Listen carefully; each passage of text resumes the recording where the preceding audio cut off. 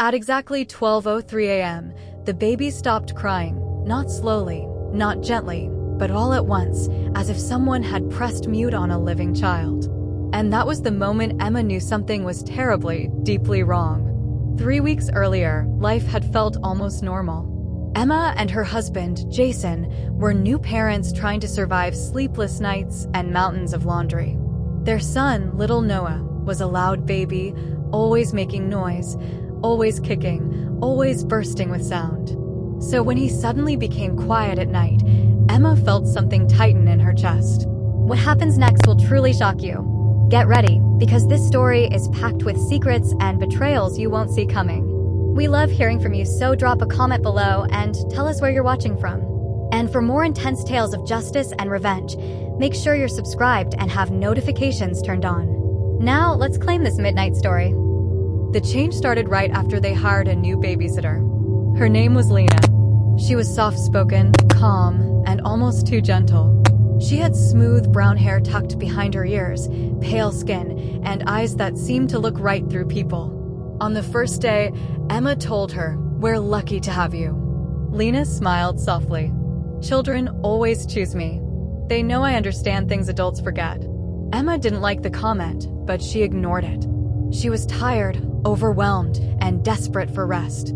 And at first, Lena was a blessing. Noah slept earlier, cried less, and Lena kept the house spotless. But soon, the piece twisted into something strange. Noah began waking up screaming at the same time every night. And every night, at exactly 12:03 a.m., the screaming cut off instantly. It wasn't normal. It wasn't gradual. It wasn't human. "Do you think something is wrong with her?" Emma whispered to Jason one night. Jason rubbed his eyes. "With Lena? She's great.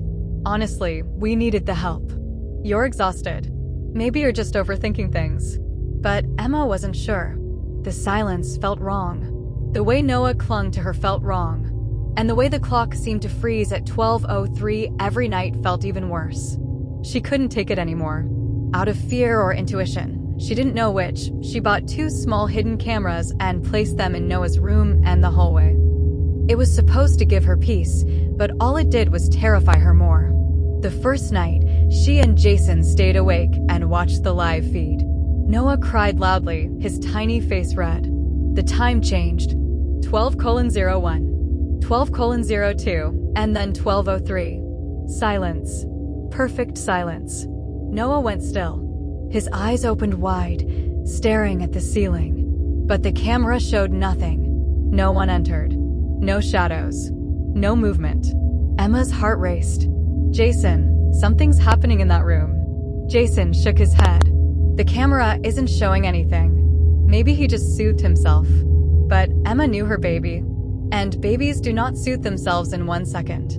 The next morning, she found faint marks on Noah's arm, small, thin fingerprints that didn't match hers or Jason's. She didn't tell Jason. She didn't sleep the next night. Instead, she hid in the hallway closet, her eye against the wooden slits, her phone in hand showing the live camera. Emma waited. 11:58 p.m. Noah cried. 12:01, 12:02, 12:03. The door to Noah's room opened. Emma choked on a gasp. A slim figure stepped inside, moving quietly, almost floating. It was Lena. She wasn't supposed to be in the house. They hadn't called her. She didn't have a shift. Lena walked straight to the crib. Her voice was soft, almost song-like. "Sure. I'm here now. Don't cry." Noah stopped crying instantly, his body softening as if his fear had dissolved into her arms. Emma's blood went cold.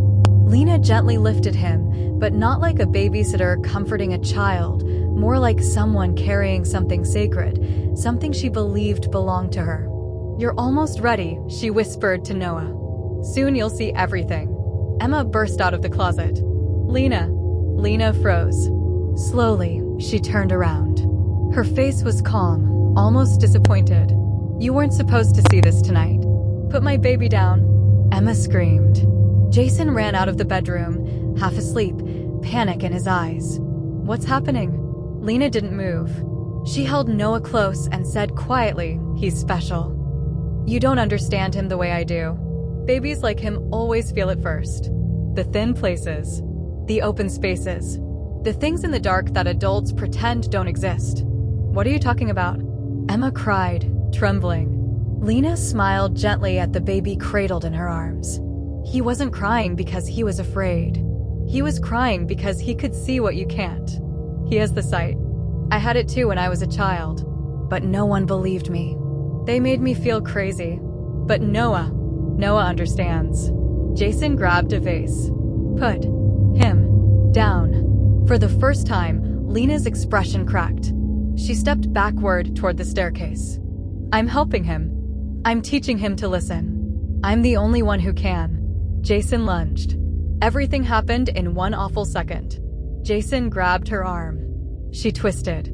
Noah slipped from her hands, falling. Emma screamed, reaching out, but Jason caught him just before he hit the ground. Lena stumbled. She fell backward down the stairs, her body crashing against each step until she landed at the bottom, unmoving. Emma held Noah tightly, sobbing. Jason called the police, his hands shaking.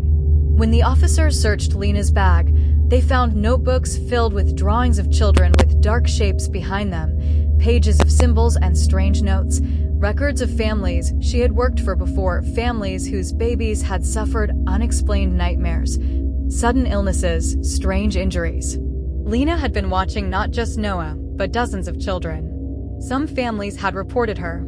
Some never found her again. Some infants had even died mysteriously.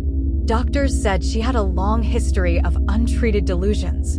Her calm personality hid something dangerous, obsessive, and unstable. They kept her in a psychiatric hospital under supervision. For weeks after, the house felt lighter. Noah slept normally again. The strange midnight silence disappeared. The baby returned to being loud, messy, and cheerful. But the ending wasn't perfect. It wasn't clean. Because sometimes, late at night, when the house was quiet and the lights were off, Noah would sit up in his crib and look toward the corner of the room. He would giggle softly at something no one else could see. He would reach his small hand out toward empty space, smiling as if greeting someone only he recognized. And one night, as Emma leaned over to pick him up, Noah pointed to the darkest corner of the room and whispered his very first clear word. Look. Emma froze. She didn't dare look. She just held him close, whispering, "It's nothing, baby." There's nothing there. But she could feel something watching. And deep down, she wondered if Lena had been right about one thing. Noah did see something. And whatever it was, might still be coming back for him. If you enjoyed this story, please give us a thumbs up and subscribe.